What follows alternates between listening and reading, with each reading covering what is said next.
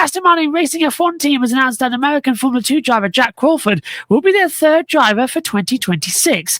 Now, in this role, Crawford will serve as the reserve driver for all F1 races next year. This means if Fernando Alonso or Lance Stroll can't compete during a race weekend, Crawford would step up to race the Aston Martin F1 car in their place. Now, since becoming an Aston Martin F1 development driver last year, Crawford has competed more than 2,000 kilometres in an F1 car, and he's made FP1 debut last weekend at Mexico City.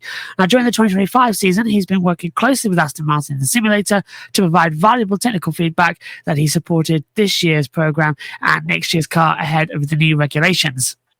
Now, Crawford is also competing in his third F2 season, driving for Dams Lucas Oil. He's currently second in the standings and in 19 points Leonardo Forlorelli with 2 race weekends remaining in Qatar and Abu Dhabi. Now, while it's certainly a positive that Crawford is receiving a promotion after his F2 stint, and let's remember that the 2022 F2 champion Felipe Drugovich held this role for the last few years and never got an opportunity to race in F1. Now, Drugovich is in Formula E with Andretti and has seemingly moved on from his Formula 1 ambitions. However, Crawford said that this is a huge moment in his career and the promotion to third driver is a big motivation for him to keep learning and contributing to the team, photo courtesy of Aston Martin Racing F1. Matt, throwing you back to you on this question as well. Is Crawford really on the path to becoming an F1 driver in 2027, or do you fear he'll face a similar situation as Felipe Drugovich, who has been going really well over in Valencia, I can tell you? Well, there's got lots of questions about Aston Martin's Formula One driver roster in the future, isn't there? And we've mentioned this a few times during the season, because Fernando Alonso will go until he's 97 and a half in car number 1. How long will they stick with Lance Stroll? Is the Honda tie-up going to change things? And we are, I guess, over the next couple of weeks going to find out what Red Bull do with Yuki and other drivers in all of their seats. So that's going to be interesting. But Crawford is, in championship contention in Formula 2. So he's of a good standard. And of course, the Formula 2 champion can't go back and defend. So if he does end up winning the championship, that would be the end of his run in Formula 2. He's been a great team at Downs. They've always been solid.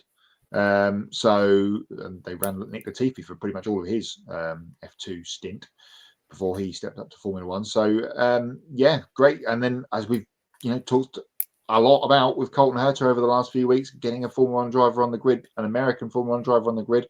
You've got the Herta thing coming in from this direction, with IndyCar going to F2. There's also Jak Crawford over here going, hello, I'm a race winner in Formula 2 already. Please put me in your car. So, but, there's let's face it, and we don't wish this to happen, but there's a chance that Lance Stroll could have an incident in a practice session and hurt himself. He's done some things over the last couple of years. Brazil last year, namely, and we go to Brazil, of course, next, where he's just been a bit silly. So there's a good chance that Jak could find himself in a bit of an Ollie Bearman style Jeddah role when he's filled in for Carlos Sainz, of course, last year, catapulted into a seat. And then, the world's his oyster, because if he gets in and does a great job, we saw what happened to Ollie Bearman with that Ferrari run. It gets him a full-time Formula 1 ride. I'm sure more on Ollie Bearman later. Kobe, what do you think about Jak Crawford?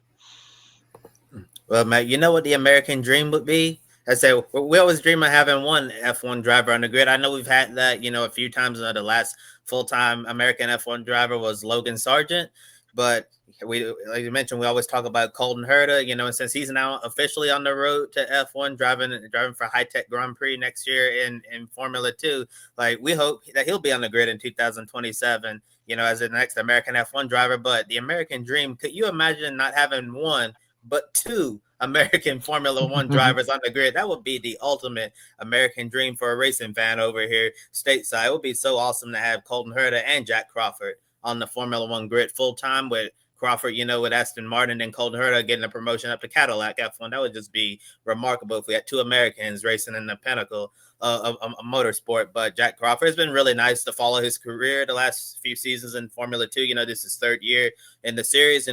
First year was really, just a learning year. It, didn't, you saw some flashes of brilliance, but, for the most part, you could tell he was a rookie, just learning the ropes.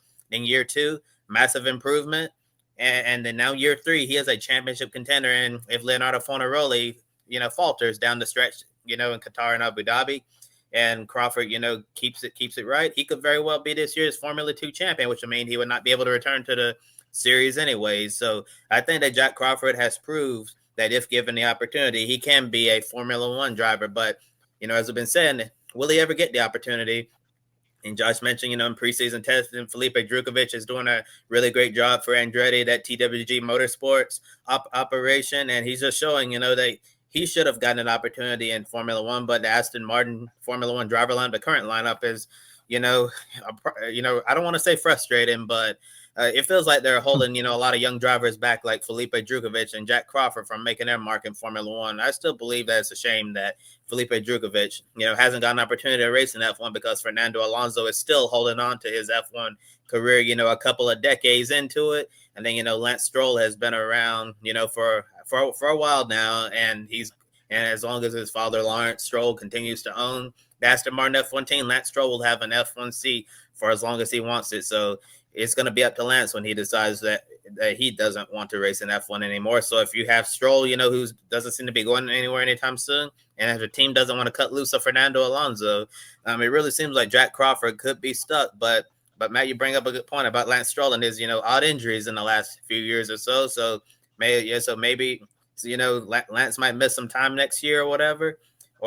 And then maybe Jak Crawford will be able to get the promotion and go up to Formula 1, for a race or two. That'd be great for Jak. Obviously, don't wish any, ill will on Lance Stroll or Fernando Alonso. But I think Jak Crawford, if given opportunity, he'll be ready to be a Formula 1 driver. And I'm happy that he's, get this so-called third driver role at Aston Martin. And my hope for him is that, it won't be a Felipe Drukovic situation. I fear it could be a Felipe situation, but I'm really hopeful that, that the timing is going to be right, because we've seen time and time again in Formula 1, whether or not you get an opportunity, it comes down to timing.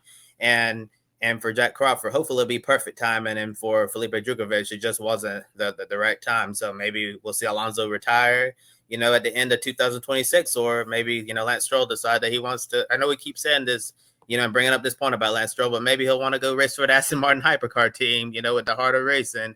Yeah, since we know Lance does love sports car racing, since he's, contested the Rolex 24 a few times in the past. But all in all, really hope Jak Crawford will be able to get his time to shine. And my hope is we have 2 American F1 drivers on the grid in 2027, Colton Herta, Jak Crawford, because you'll see the red, white, and blue flying all over the place. Well, on that, and double back to a conversation me, Kobe, and Joe had last week on the show, perhaps 2 Formula 1 drivers from the States, 3 Grand Prix in the US, 1, and I call them a half team, in Haas and Cadillac, Mexico nearby as a Grand Prix, Canada nearby as a Grand Prix. And nobody will see it because it's on Apple TV. Oh, cruel. Very cruel. Well, the place to see it. Look, all I'm going to say is, the place to see it. Yeah, JB Motorsports. Yeah, that's the place. And we're going to have more things next year as well, so stay tuned. I've already had some ideas. Yeah. Well, NASCAR's booming with our coverage right now, boys. Well done, by the way, to you, Matt, and the team. Great coverage over the weekend and the week before. Ratings have been really strong. I think I got told it's something like 75,000 people over the 2 weeks I've listened to you boys do it. So great job. 2 words, Lance Stroll, says Ben. Yeah. 2024 Brazil alone, Bruce Stroll shouldn't be on the grid anymore. To this day, I think back about the stupidest moments of my life. None of them add up to what Lance Stroll did in Sao Paulo last year. Ever. That was how bad it was. So yeah, not bad. Not bad at all. Formula in Adelaide, I'm game. It's about time. I'll broach that tomorrow, because I think there was a round table with Jeff Dodds that you can hear tomorrow in the coverage that I've got on.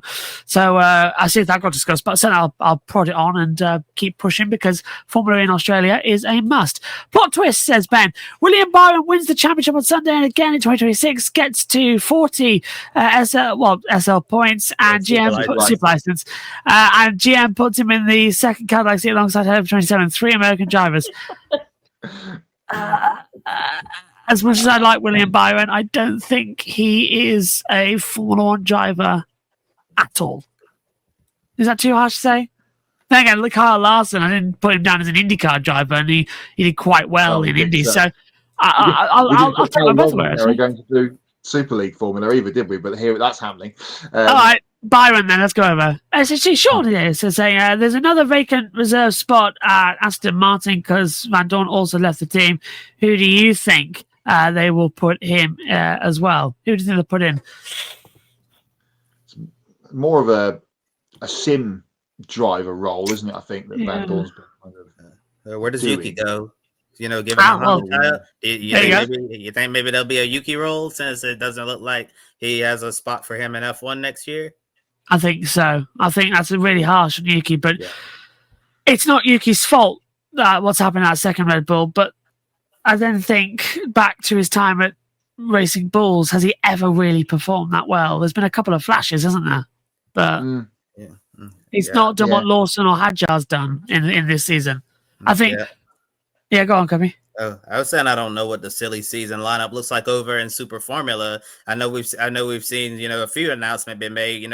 Namely, Kalle Rovanperä is going to be over there next year with Toyota. You saw him test the Formula 2 car earlier this week. I believe it was at Jerez. It was at Jerez. Yeah, so Kalle getting a great opportunity there. So I don't know what Honda's lineup's looking like in Super Formula, but I do wonder, if that could be the next best thing for Yuki to stay in something next year if he's not getting an F1 role. Since I know I've always said I want to see Yuki in an Indy car full time, since Honda's kind of been looking for the next Takuma Sato stateside, and I think it would be cool to see Yuki drive an Indy car since he was able to test it. Last year, when Honda had an event out for the Las Vegas Grand Prix, I think IndyCar would be a really good home for Yuki, but we know there's not hardly any seats left in the IndyCar series unless something crazy happens. Wait, something will always crazy happen. It's IndyCar. Something always goes wrong. So let's. My boy is also a possibility. Yeah, although he's now in their program. My boy is in their program. There's a couple coming up from F2 that I've got my eye on with it all. I think Omi would be the right person to ask to see who he would see who to put in there as well. He's got all the information that we haven't.